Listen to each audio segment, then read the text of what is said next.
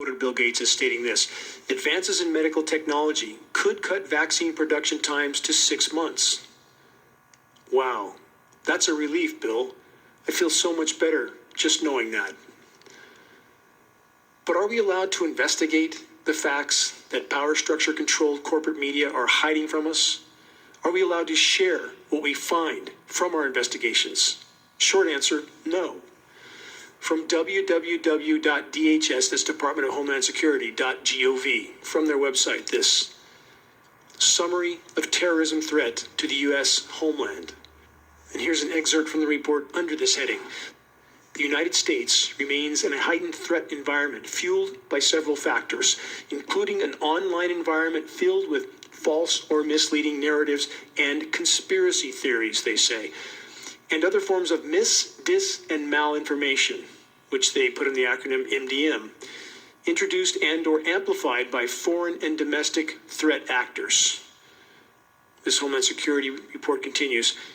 These threat actors seek to exacerbate societal friction, to sow discord, and to undermine public trust in government institutions, to encourage unrest, which could potentially inspire acts of violence, mass casualty attacks, and other acts of targeted violence conducted by lone offenders and small groups acting in furtherance of ideological beliefs and or personal grievances, pose an ongoing threat to the nation. Let's stop there for a moment.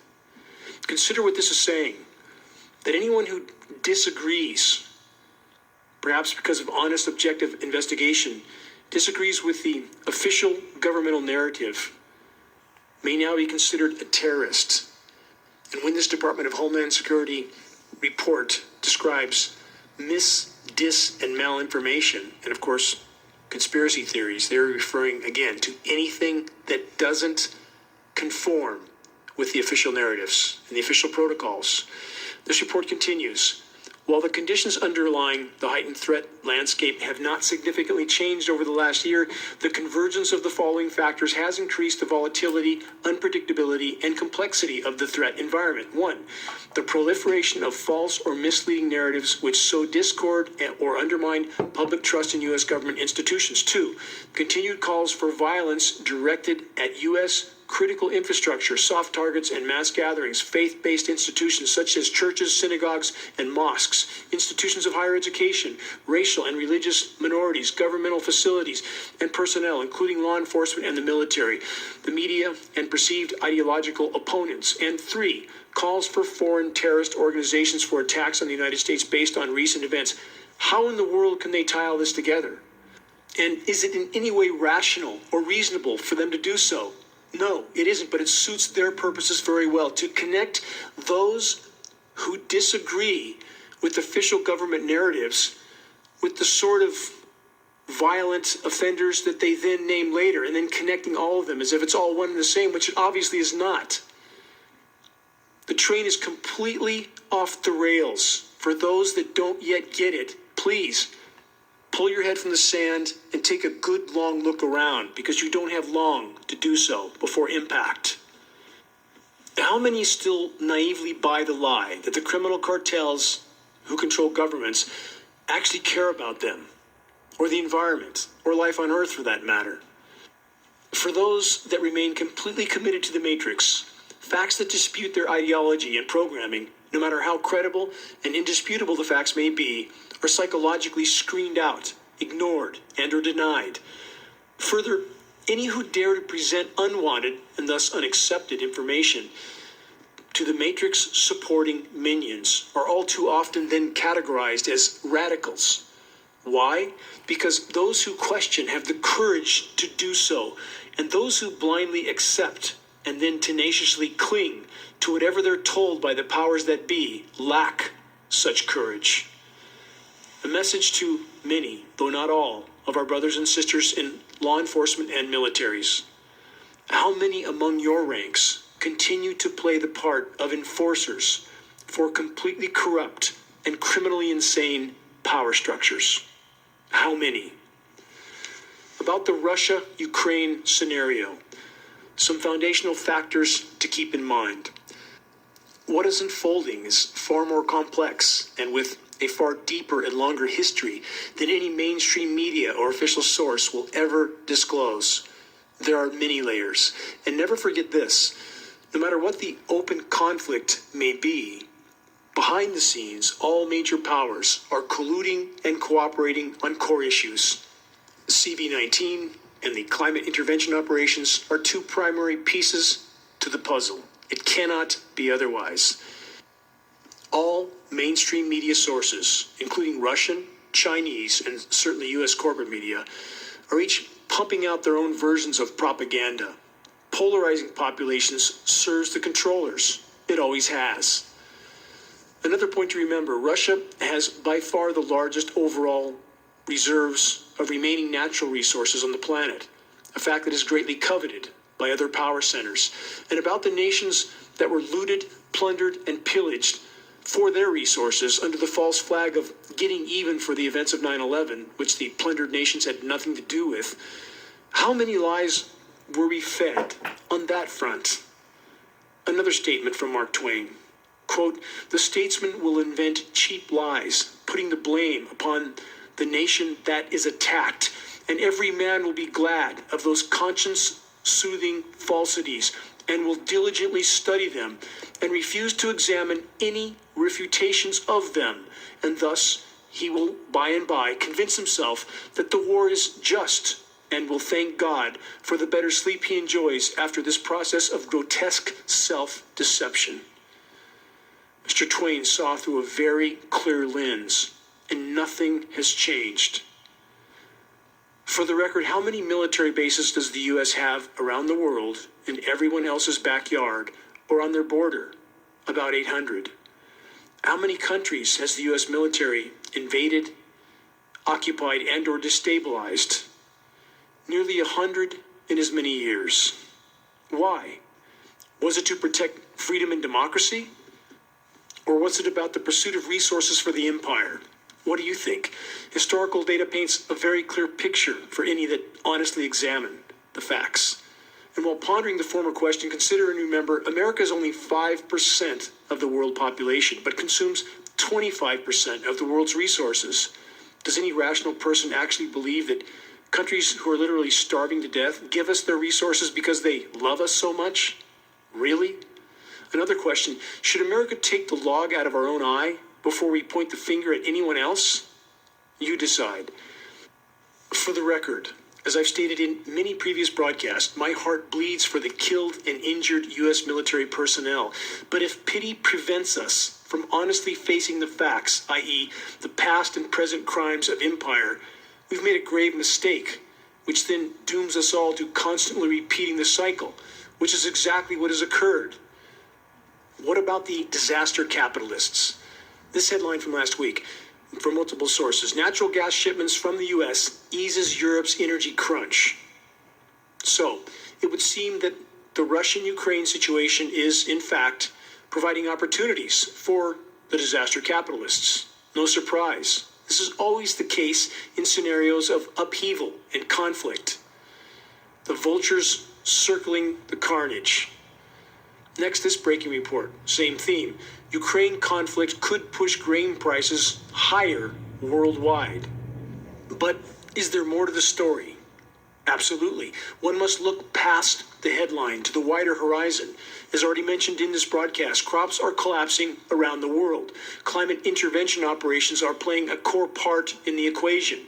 How convenient for the powers that be to blame Russia for the unfolding and accelerating food shortages that are due to countless factors of ecological collapse, with climate engineering again being a major piece of the puzzle. A reminder: this must always be kept in mind, that no matter what the visible tensions or disputes or conflicts between nations are, or appear to be, behind the scenes there's collusion and cooperation, just as is the case with criminal cartels, which in fact is exactly the case between so-called governments, which are in essence state-sponsored mafia syndicates, nothing less. Never forget, biosphere collapse is the bottom line, fueling the unfolding insanity on countless fronts. On that theme, new from Bloomberg.com. Climate change seen as most worrying threat to global security. Is it in any way rational or reasonable to think that global power structures would sit around waiting for the population to ask them to try to tech fix their way out of the collapsing climate, when in fact weather has been used as a weapon for at least 3/4 of a century? Historical data proves that conclusively. And why would it be otherwise? Why would we think it would be otherwise? Why would we consider that the global power structures would not utilize a weapon with which they can bring populations to their knees, even of their own countries, without those populations ever having any idea they were under assault? The crown jewel weapon of the military-industrial complex is climate engineering, and has been for 3/4 of a century. Does the Bloomberg report include weather warfare in the equation? What do you think? Of course not. And speaking of which, for the 4th time in as many weeks, another engineered stripe of snow was orchestrated across the northern tier of U.S. straits over the Great Lakes to pick up more moisture, which the weather makers continued to seed with chemical ice nucleating elements. And the whole toxic freezing mess ends up hitting Ottawa head on again. 4 weeks, 4 nearly identical events. Just a coincidence, I'm sure. And now that Justin Trudeau's trained and obedient tyrants have broken up the truckers' protest, perhaps there'll be a break in the weekly bombardment of chemical ice nucleated winter weather mayhem. And about those from academia that are doing their best to censor credible science data and testing that corroborates the climate engineering reality, the suing of Cornell and Caltech scientist Douglas McMartin. A legal update. McMartin has asked the court to dismiss my lawsuit because his attorneys say my legal action is interfering with his constitutional right to freedom of speech. Right. Welcome to our Orwellian world. Up is down, black is white, day is night. So consider, I was forced to take legal action against Dr. Douglas McMartin. That's spelled M-A-C-M-A-R-T-I-N, because he shut down years of geoengineeringwatch.org research and thus the science debate on the existence of ongoing climate engineering operations by getting geoengineeringwatch.org flagged or banned on Facebook. So how clear is this equation? Who has actually completely curtailed whose First Amendment rights? Who has actually tried to censor solid science data and testing on the subject of climate engineering operations? That blank's easy to fill in. Examine our full legal filing on the homepage of geoengineeringwatch.org and decide for yourself.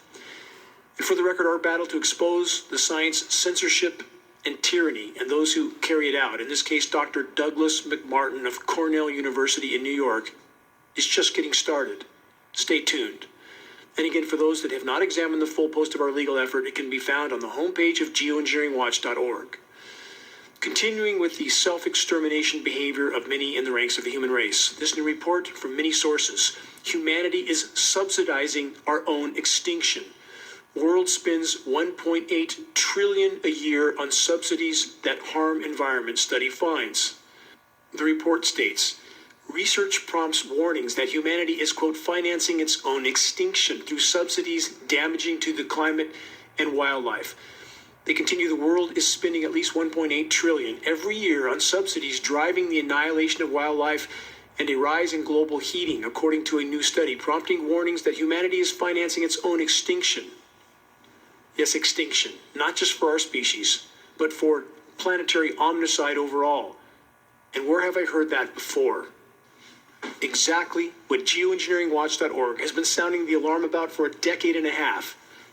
And finally, some mainstream media sources are acknowledging what's unfolding, not because they have any interest in telling the truth, but because unfolding ecological collapse is now so severe it can no longer be hidden. And if 1.8 trillion in subsidies sounds like a lot, given to those whose business it is to loot, plunder, pillage, and pollute the planet, due to a lack of transparency between governments and recipients, the actual amount is unknown and likely much higher still. Industrialized, militarized society, as I've stated so many times, is a snake eating its own tail. And how much longer can such a process continue? We're all perilously close to being faced with the brutal, bitter answer to that question. Here's another headline from last week, same general theme, from Climate Science Press. Blade runners, wind industry illegally dumping discarded turbine blades across America. Listen into this report. Bear in mind the wind industry has been with us for barely 20 years, and most of the increase in occasional generating capacity has occurred in the last decade. And yet thousands of blades are being replaced on operating turbines or simply dumped where they are unshackled from the turbines that have already given up the ghost, i.e. no longer functional. The report continues, as an increasing number of landfills reach the bursting point, instead of paying for the cost of dumping these wind turbine blades legally, wind power outfits are piling them up in enormous heaps all across the USA. These are massive wind turbine blades. They're 60 meters long in many cases. You have to see these images of discarded wind generator blades to fully grasp the totality of this issue. And for those that are willing to face the very unsettling facts regarding the fallacy of so-called renewable energy, search and view and share the groundbreaking documentary Planet of the Humans. Another headline, last week Time magazine stated this: the U.S. military, quote, might never be sustainable, end quote. Wow, what an epiphany. Did it take a team of bought and paid for scientists to come up with that? For the record, based on frontline biosphere collapse data, if the current trajectory of our species is not totally and immediately altered, in a few short years, no one will be here. Not an opinion, a mathematical and statistical certainty. And the best Time magazine's so-called experts can do is tell us that the U.S. military juggernaut of resource consumption, pollution, and destruction, quote, might not be sustainable? Really? Also for the record, the U.S. military is the largest single source polluter on planet Earth. Don't believe me? Look it up. Are the militaries of other countries any better? Of course not. They're just smaller. So they do a little bit less damage, at least for the moment, until people start pushing buttons and launching who knows what on who knows who as a last resort. What will the power structure do when they're out of options? As biosphere collapses beat them to the intersection, they can no longer support their populations. Will triggering a nuclear exchange in some sort of desperate attempt to create a nuclear winter to slow down the planetary incineration, is that their last-ditch option? We'll soon enough find out. For those that have just tuned in, you're listening to the commercial-free, non-political, bad news broadcast, Global Alert News, brought to you by geoengineeringwatch.org. I'm your host, Dane Wigington. Not a job I wanted, by the way. I wanted to continue working in solitude, restoring habitat in the forests of Northern California, but those forests are literally dying by the day around you. And you know what's happening in our skies, you know it's completely contaminating the precipitation, destroying the ozone layer, cutting off precipitation from the U.S. West, fueling wildfires, poisoning root systems, poisoning soil microbiome, and contaminating every breath you take. What is one to do but to try to pick this baton up and carry it as far forward as you possibly can until your last breath? And that's exactly what I intend to do. Moving on. Another headline highlighting the seemingly unshakable delusion of so many of the human race that refuse to face the fact that technology is not saving us from ourselves. It's pounding the final nails into our collective coffins. This headline, U.S.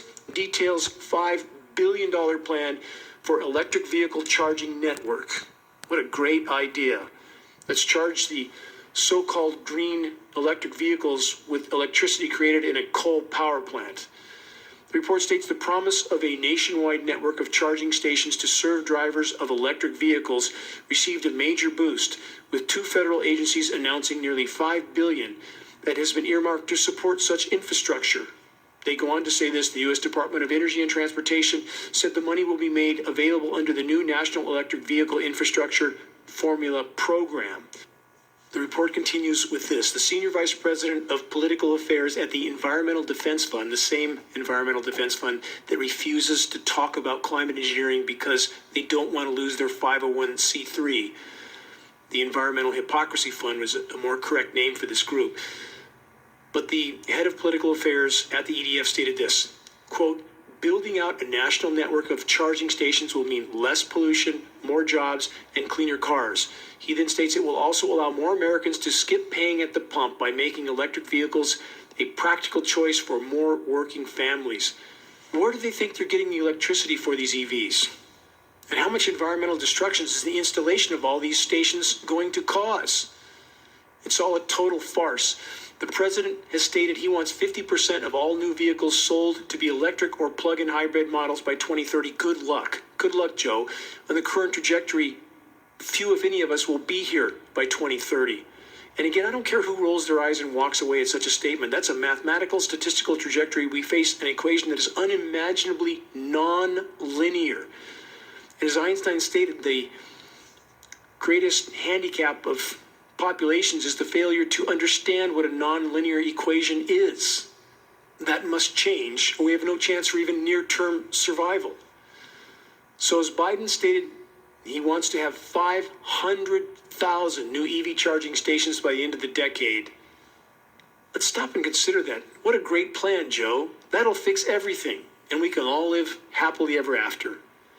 Again, it's all psychotic delusion. Central banker printed money from thin air, used to keep the wheels of insanity turning under the guise of falsely labeled renewable transportation, while tens of thousands of child slave laborers in the Democratic Republic of Congo claw holes in the landscape to find the elements used in the so-called environmentally friendly battery-powered EVs. Planetary asylum. Next headline from last week. World leaders call for, quote, monumental transformation to tackle climate change. From that report, at the World Sustainable Development Summit, again, it's an oxymoron. World leaders like John Kerry, the U.S. government's special envoy for climate, and many others assembled to, quote, chalk out a path towards a sustainable world. They stated, we have around 8 years left to implement the 2030 agenda for, quote, sustainable development. This is all nothing but smoke, mirrors, and total delusion. We're through the guardrail. The notion that tech is going to fix it, we're all going to continue going to Disneyland and watching football games and getting Big Macs, total delusion. It's done. It's over. I will personally be shocked if we reach the end of this year without our reality going upside down. What must be understood is at the moment in time that the totality and severity of what's unfolding can no longer be hidden from populations, and populations realize that we are at the end of the road. At that moment, everything unravels. And those in power know that. That's why they're trying so desperately to feed the normalcy bias of populations. Just do this, this, and this, and your life will go back to normal. Good luck with that. Not going to happen. On the same theme, on the subject of total delusion from so-called academia, this report from scientist Paul Beckwith, titled, Can We Use Solar Sunshades in Space to Cool Our Planet? Question mark. If you want to have a little more insight into such a proposal that we're going to somehow launch solar sunshades into space while we pretend that the climate engineering jets are not spewing toxic particles in our sky as a form of solar radiation management, then search and view this heading. Search geoengineeringwatch.org, debate, Dane Wigington, Paul Beckwith. There are two separate debates, an hour each. I think you would find them incredibly revealing as to the willful blindness of so-called academicians that throw out these kinds of proposals that we're going to build undersea walls to hold up glaciers, that we're going to put sunshades into space. How much of the public even entertains these proposals of total insanity? Technologically completely impossible. With current technology, nowhere close. And yet, this kind of so-called debate continues, and people entertain it as in any way viable, and ignore the blatant glaring filth being spewed into our skies day in and day out. The delusional mindset of so many that seem incapable of facing the wider horizon. And such individuals believe they can build permanent sandcastles with the proverbial tidal wave about to break on our collective heads. From Yale University, this: climate changed rainfall dampens economic growth. What a tragedy. Economic growth could be harmed by a collapsing climate system, collapsing global ecological systems, which, if they remain in the current course, no one will be here. And how much will economic growth matter at that point? And how easy is it to figure out that you can't perpetually expand and consume on a finite planet with finite resources? And how hard can it be to figure out that, of course, those in power are going to attempt to engineer the climate because they can, because they know they can do anything in plain sight, because all they have to do is officially deny it, and so much of the population will gulp that down and go about their lives as if nothing's wrong, as if they can't see the atrocities in our skies. Next headline from many sources: drought worries return after driest January and February in California history. And again, keep in mind, we're already in the worst drought in at least 1,200 years, based on paleo data. I would argue it's much longer still if the data was accurately summarized. The report continues. State officials are warning of dire water conditions ahead. They say there's no precipitation forecasted through the remainder of February, and there's very little precipitation in the long-range forecast for March, end quote. This is the scheduled weather. The climate engineers can continue to cut the flow of precipitation off to the U.S. West, to California, to other parts of the world for as long as they want. They control the spigot. Please, anyone listening to this broadcast, please search geoengineeringwatch.org, engineered drought catastrophe target California. Look at this presentation from so many years ago and see how completely accurate it was.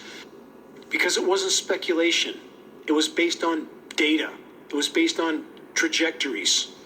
It was based on what we knew about climate engineering operations. Next headline from the TorontoStar.com. Climate forecasters warn of a, quote, global wildfire crisis, end quote.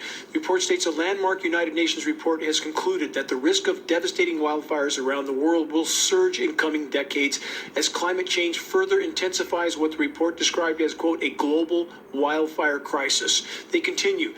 The scientific assessment is the first by the organization's environmental authority to evaluate wildfire risks worldwide.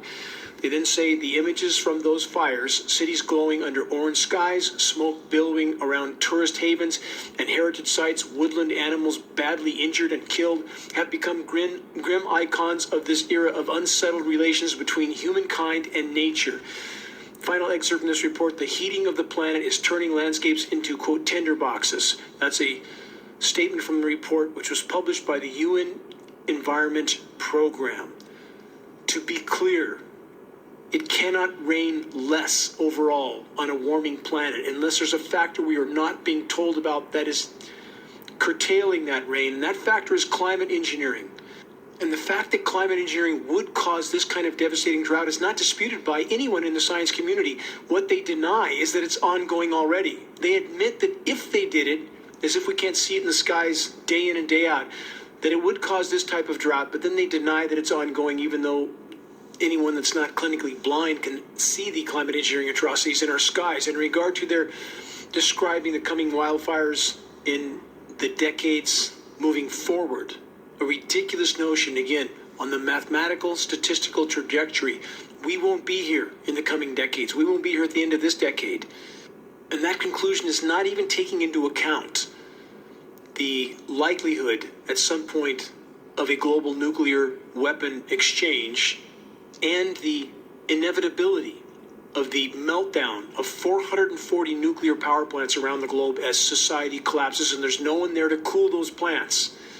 In regard to the wildfires and their connection to climate engineering, please take the time to search the engineering wildfires section on the homepage of geoengineeringwatch.org on the top toolbar, and also search, again, one of our most important reports, Wildfires Serve Geoengineering Agenda. That's how bad it is. That's how desperate they are.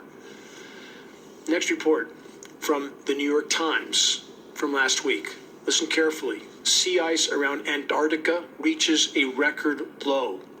That's exactly the kind of headline that the power brokers and the climate engineers don't want you to see, and it's tucked somewhere within the pages of publications like the New York Times. It's certainly not being trumpeted on corporate media. The report states the drop surprised scientists and may help them understand more about climate change affecting Antarctica and its waters. Why did it surprise them? When at geoengineeringwatch.org, we have stated for the entire length of our existence, a decade and a half, that what we're being told about the climate is in fact not true. In fact, it's far worse than anything we're being told. And now, again, as we stated the entire length of our existence, that there would come a point when they could no longer hide the severity of what was unfolding. And at that point, we would see headlines like this, and that's exactly what we're seeing. In regard to the world's rapidly disappearing ice deposits, please don't believe me or anyone else. Believe what you can see with your own eyes. Take the time to view the internationally award-winning non-political documentary film Chasing Ice, available online. The film footage will shock you to the marrow. Next headline, AccuWeather's 2022 spring forecast. AccuWeather's team of long-range forecasters, they're not forecasters. Let's be clear on that. They're script readers, led by senior meteorologist Paul Pastelok, has been analyzing weather patterns around the globe to make a forecast for the oncoming months. Pastelok says, quote, there's going to be some type of setback as we head into either late March or April, meaning that cold air will once again chill the regions. How in the world would he know this when these guys can't even get the script right one day in advance, even hours in advance? But somehow he knows that this is going to occur a month in advance. He continues, mid-spring cool downs will bring the potential for frost and freezes about 1 or 2 weeks later than normal. That'll kill a bunch of crops, won't it? Surface freeze with chemically ice-nucleated elements, potentially impacting when farmers and gardeners decide to plant for the season. That's exactly what I've been describing. It's happening with far too much consistency all over the globe at critical points in the planting, growing, farming seasons. These flash freezes occur, slaughtering the crops, slaughtering the citrus crops in Australia. Just did immense damage in Northern California. Certainly has not surfaced or not assessed yet, but it's happening all over the globe.